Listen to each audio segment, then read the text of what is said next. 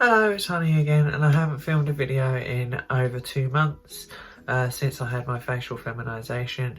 This video is really going to be a video covering the update and my general experience with FFS, how I feel the results have been, how recovery has been going, and what I feel is going to happen moving forward. I start this video by saying sorry about the difference in lighting and recording and everything.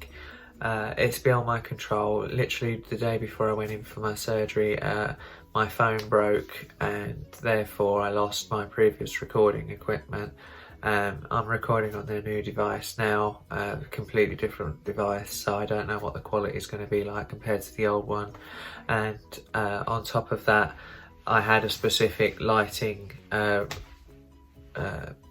ring or case that went on this device, and now obviously it doesn't fit this new one, so it's much darker. Plus I filmed my previous video in daylight and it's now December, so obviously the lighting conditions are not the same either, so I can't do an exact comparison like I wanted to do before and after shots with the exact lighting condition and makeup and everything, but I can't do that, so I'm sorry. I will post up a new set of after pictures on my social media and that, but I can't do an exact one-to-one like I wanted, so apologies for that. I had facial feminisation surgery on October 10th.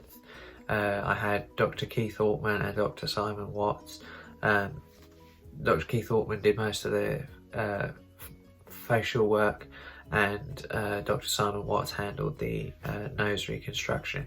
I had 5 procedures. They all went really well.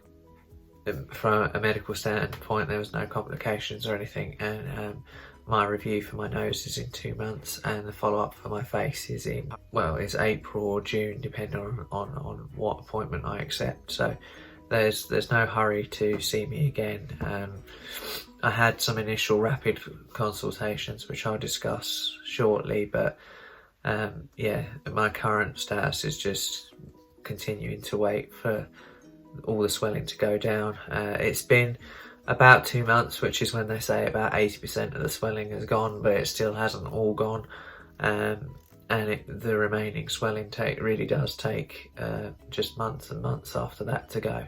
And I will be honest, actually, this week, despite the colds and the stuffy nose since the surgery anyway, this week is the first week where I've actually seen or felt any improvement in my chin. So I guess I'll start there and work my way up. I had my chin narrowed. Everyone else says they see a massive improvement. I really don't see much of a difference, and certainly after the surgery initially, and even including my return to work, which was, I took a month off. For the first 2 weeks back at work at least, I still had a lot of swelling, and I felt hugely uncomfortable about it. It's literally only this last week where I've actually felt like it's been quite manageable and starting to look maybe better than it did before. So there's that. Moving up from there was the lip lift. And it was successful. You can see that my natural resting face, my teeth are slightly more exposed, so my lip has in fact been lifted. I'm wearing a similar lipstick to what I wore last time in the previous video. The change hasn't been dramatic, or as dramatic as I was kind of hoping for and picturing in my head, so that hasn't changed as much, but that's probably because my nose has shrunk as well. So I sort of have lifted the lip, but I've also lost length on my nose as well. So this is sort of remained the same. I expected the lip to come up more, but I should imagine it would have only looked worse had I not had the lip lift procedure, because obviously my lip would still be lower and my nose would still be higher. So My nose is probably the thing I'm most impressed with, or one of the things I'm most impressed with. On a more positive note, my nose is the most dramatic change. I really can see a difference there. The bump in my nose is gone. The width of my nose has really shrunk. The length is changed, and the orientation of the tip of my nose has all changed. I'm really happy with it. I'm not sure. I can't be sure of the final results as regarding my voice and trying to get back to using and practicing with that, because basically I've had the surgery which left me stuffy for a full month. Then the week before I went back to work, I had a massive like cold infection thing. And then I've gone back to work and I've just had non-stop sore throats, colds, sore throats, cold, sore throats, cold. So I really cannot tell if the stuffiness in my nose is still as a result of recovering from those things or whether it's something from the surgery. But yeah, I just haven't been able to breathe or talk with my nose properly in about 2 months now. It's getting a bit tiresome, but other than that, I'm really happy with the look of it and how it's changed. A lot of people keep saying I've got bruising around my eyes still. Unfortunately, it's nothing to do with the surgery. I did initially have bruising, as you'd expect, but no, I've developed sunspots and freckles in literally around here of late, and yeah, it just sort of looks like bruising. As soon as I put foundation on, it all sort of blurs together. I can initially cover it up, but as the day goes on, you know, it fades and it just looks like a dark ring, so not ideal. Moving on up again, I had my brow bone shaved and my eyebrows raised, and that's like my nose. I'm really impressed with that. I noticed it was literally the first thing, because even my nose was covered in a splint and I couldn't see it for 9 days, so I really didn't know what was going on. But the first thing I noticed when I came round was my eye space. Like my brow bone, you know, it rests here now and it's nowhere near the top of my eyelid. There's no nonsense around here with, you know, or what I was always getting, which was transference from my mascara up to my brow bone and stuff like that. And whenever I looked down, over the course of the day, makeup would transfer and it'd all just smudge around, and that's all gone now, and I can really see how it's opened up around here, and I'm really happy with it. That the brows having been raised is a part of that, so it's all part of the same effect, so that's all worked as it should do. My brow bone is much improved. The shape of my forehead, sometimes you can see like a shadow here. I'm not sure what that's about. I assume it's just where so much of the bone was removed. There's nothing here though. It's all gone. It's all been smoothed away from a side-on profile. Yeah, it's just smooth now, which is nice. And then finally moving up to my hairline, where that was brought forward. When I lean right in like this, you can see obviously where the incision was made, and it runs right down here around and past the back of my ears, and that really just reduced the gap from where my widow's peak was and helped to bring it down and match all that up. I'm still trying to get rid of my parting, because as you remember before in my previous videos and that, I had a centre parting and big long bangs that came down like this to help hide the gap that I had, well, everywhere really, but to help hide that gap. And yeah, I'm still trying to convince my hair that it doesn't need a centre parting anymore there. Recovery wise, it has been as expected. It's been frustrating in some respects. In other respects it was easier than I thought. For example, they said just before I was going off, they said, oh, I'm going to need, you know, to be on a liquid diet, and it's going to be, you know, days, possibly weeks of being on a liquid diet. And I don't know where that was coming from, because literally they were feeding me solid food by the time I left on the Sunday. So, you know, like my final meal I had from them was a cottage pie, so liquid food was not necessary. And when I recovered at my sister's For a while I was literally just eating omelettes and jellies and things like that, and yeah, it was all perfectly fine. The whole purpose of the liquid diet was because the chin was done from within my mouth, so that all the incision work for that was done from inside my mouth, and there was a huge, well, hole really that ran across the width of my jaw where they'd done all the work and then sewed it back up on the inside. And obviously I didn't want to get food and stuff down in there, so I was constantly having to use a mouthwash that they prescribed and loads of other things to clean it out all the time, and brush my teeth really regularly and take antibiotics and things like that until it closed up. That's where all the swelling in my jaw came from. Swelling has been, you don't realise quite how much there is and how much there could be. My chin really came up like Desperate Dan, and it was pretty grim and brutal. Also set my front 4 teeth on edge as well. They still feel 2 months on, and I've booked a dental appointment now, because they still feel like, you know, within days of the surgery they felt like they were wrestling for position. Having my jaw narrowed, surely that would change the placement of my gums. I've been assured that isn't the case and that wouldn't happen, but someone should tell my teeth that, because they're still trading blows, and or at least it feels like they are. They've just been, the front 4 teeth have just been non-stop oversensitive, and yeah, it hurts. It still hurts now to even like brush them sideways at the front there, so I don't know what's going on, or whether you know, it's a separate issue that's developed since, or just happened to develop at the same time.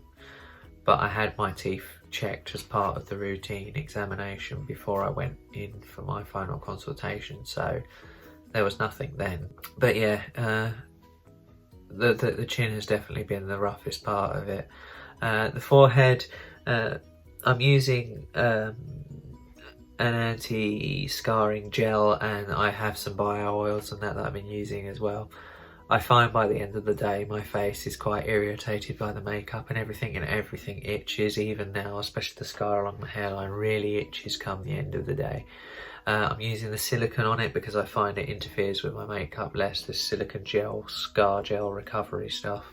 I find it interferes with my makeup less, so that's what I've been using. The bio oil was all well and good, but it was well, it was an oil, so it was helping to break down my makeup and make me look more oily and stuff during the day. I really didn't appreciate it. One of the biggest mistakes I made was about week 3 when I came home, or after I'd been home. I just had stuff to do. You know, inevitably after 3 weeks of sitting on your ass, you just end up, especially when your phone's died and you've just had to replace it. You end up, there's just jobs you need to go out and get done, so I had to go out, and I wore a shower cap that morning because I still wasn't meant to get like the incision wet and that until it had fully healed, or until the scar had fully dried out and the scabs had come off, and that was, you know, one of the things I had to do to take care of it. And the shower cap, literally, just the elastic from the shower cap with the swelling, it literally left an indent in my forehead all day. I didn't realise, you know, I thought most of the swelling had gone, but no, the shower cap literally left an indent in my forehead all day, and I hadn't had my hair cut and a fringe then, so I still had the big bangs, and I just felt like a joke all day. It was not a good day. Fortunately, you know, it was a day of going out and getting things sorted, so I guess it gave me some valuable information, and since then I've worn the shower cap, and now I've returned to work and all the scabs have fallen off and all that.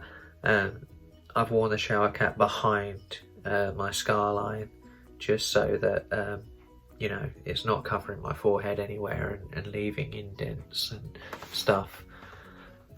So that was one little interesting lesson learned, and daunting experience sometimes. You spend a lot of time wondering what difference there is, if it's been worth it. I've had a couple of like panicky days where I'm worried that like my brow bone's trying to grow back and things like that, but I guess it's just like, you know, dysphoria and paranoia and things like that. There isn't any reason why it should or would do. Ironically, I was really worried about coming off of hormones before my surgery, and if you remember, I was very relieved to hear that I wouldn't have to. And the reason why I say it's ironic is because when I was off, I was absolutely terrible at actually remembering to take my blocker and you know, change my patches, because my whole weekly, for a whole month, my weekly routine and daily routine were just down the toilet.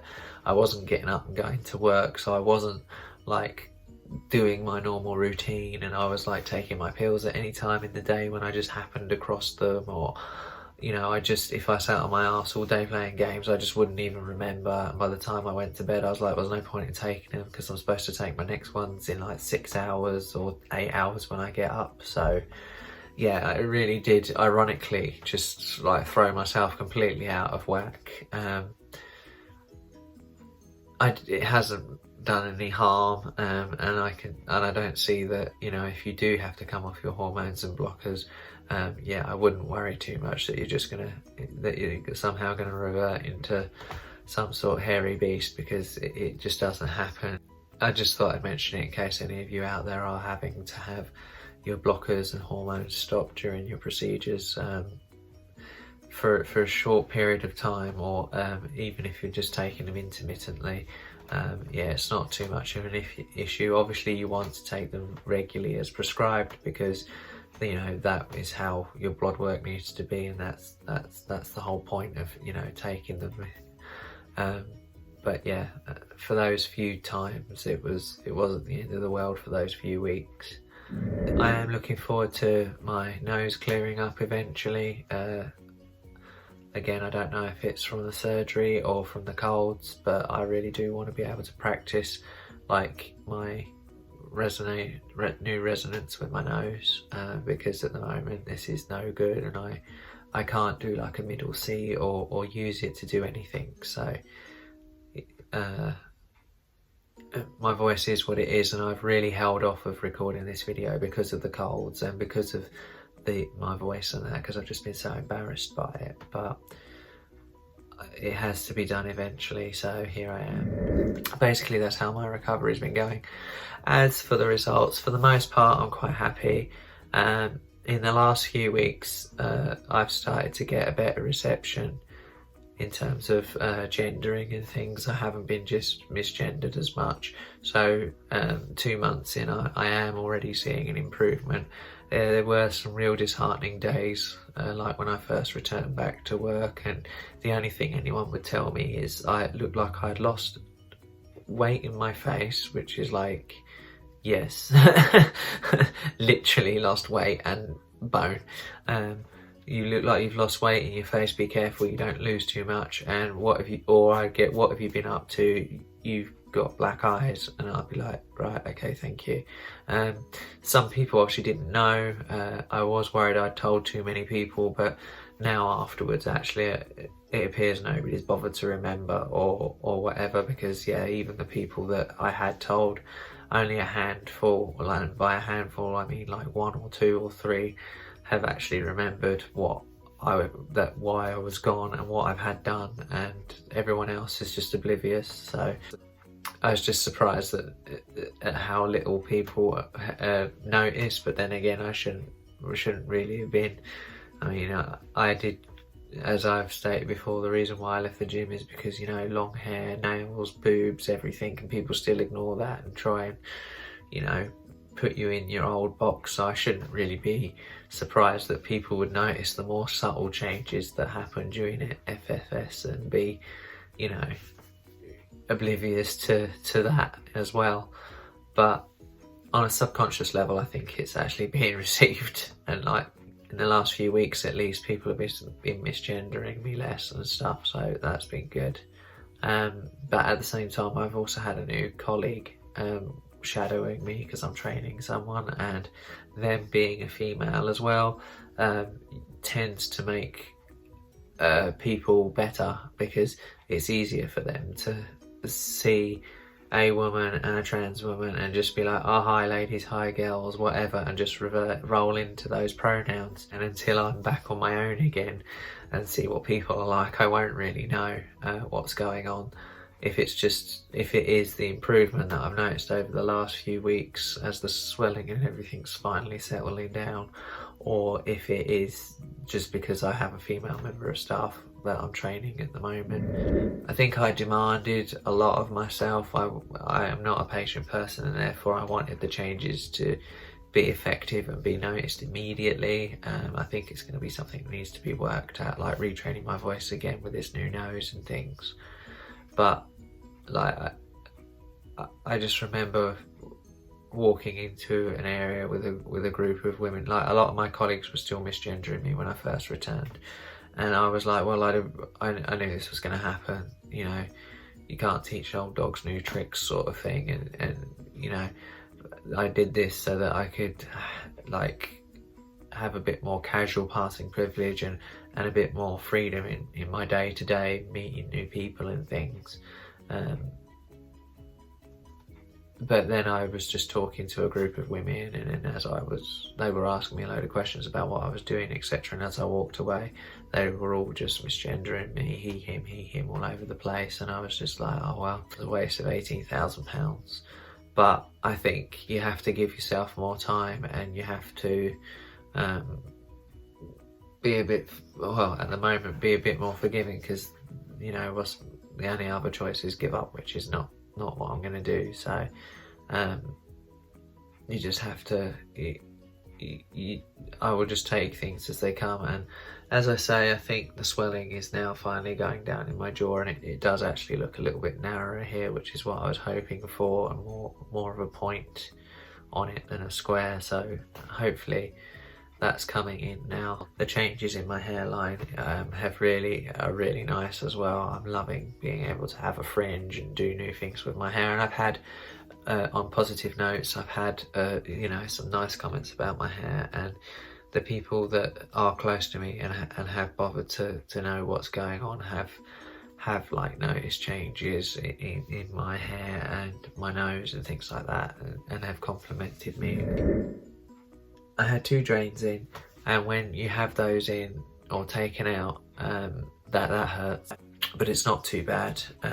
It's just a bit of tugging and a bit of pulling, and then it's all over and done with. Nurse helps you wash your hair once the stitches, because all this was stitched up initially. Once that's, a nurse helps you take all that out, and then washes your hair for you, and gets all the gunk out, because they use like cream or something in your hair to keep it out of the way while they're working. And obviously the scalp bleeds a lot, which is hence why you have the drain. I had to have like a sash thing under my nose for a while, because my nose kept bleeding quite a bit. That really helped. Actually, it was much more comfortable after they put that on me. The stent itself, or the splint itself, worked really well. That was held on with like tape and adhesive glue. So they put like medical tape across the surface of your nose, and then they put like an adhesive glue over the top of that, and it's mould the splint to your nose afterwards. Coming off, that was absolutely ghastly. That really was quite uncomfortable, and I've always had quite a sensitive nose in terms of it being touched and things, and just that was really ghastly. I did not enjoy that being pulled off at all. And it is just pulled off, there's no other way. Getting the stitches taken out wasn't too bad actually, really at all. And the nurse washing my hair was actually a really welcome relief. They took most of the stitches out of my nose. Quite a few dissolved, the same as the ones in my mouth were dissolvable stitches, and you could feel them. You'd feel as they dissolve and they'd break, and you could feel them like separate occasionally as you would, as you know, the strain of eating or talking was becoming too much for this stitch as it was dissolving. You'd feel one, you know, just go. It wasn't, that was quite interesting, and occasionally you'd just be like, you could just push out like a broken, what looked like dental floss, but really it was part of a stitch. Stitches up my nose, especially on the corners here, the tip of my nose here and here. There were stitches that literally stayed in there up until dissolvable stitches that literally stayed in there for weeks and weeks and weeks. I think there might even still be one on this side. I can definitely still feel something on the inside there. There's quite a bit of bruising after surgery. I was bruised all the way around here, around my mouth and up the sides of my jaw. That was all perfectly normal and to be expected. What does happen that some people aren't prepared for, and I remembered this from reading it online, and also it's been mentioned in a few other vloggers' videos. The drains are not going to get everything, and especially if you've had like nose work done, as I say, any of the blood that isn't coming out your nose is running down the back of your throat, and you are swallowing it even if you don't realise. So as soon as that blood hits your stomach, you're gonna bring it back up again. Just don't panic. Make sure you've got, you know, something to rinse your mouth out with and something to obviously throw up in. Other than that, it's pretty straightforward, I guess. The surgeons do all the hard work. I've got nothing but good things to say about the hospital where I was, which was the Nuffield in Brighton. There was like 5 patients, 3 nurses, and we all had our own HCA, and both my surgeons came and saw me every morning. They were both by my bedside at like 7 AM, like, you know, just there waiting.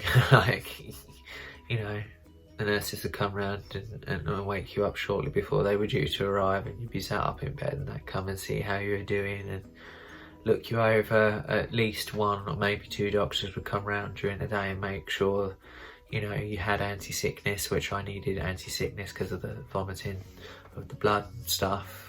They would just come round and make sure you had your anti-sickness meds that you would take, that you weren't having any problems with the antibiotics that they had prescribed, etc, etc, and just, yeah, regular obs from the nurses and HCAs. There was no problem at all. Completely professional environment, and yeah, it was good, and I didn't feel worried about any of the procedures that I had done. Only one funny thing happened, which is as I was going in to be put under, I don't know if it was made clear to me or not beforehand, but there was a nurse and they wanted him to get the vein up in my arm, and he just latched onto my arm. He was told and then didn't tell me, or I missed it, but he just sort of just latched onto my arm and started squeezing, trying to get this vein up, and I was like, stop when it turns blue, won't you? And he was just like, this is like concentration and like death grip on my arm, just like it's just like, what is going on? And even the anaesthetist came back over and was like, we need some, like, let go a bit. We need we need to find a vein, you know, like, let go a bit.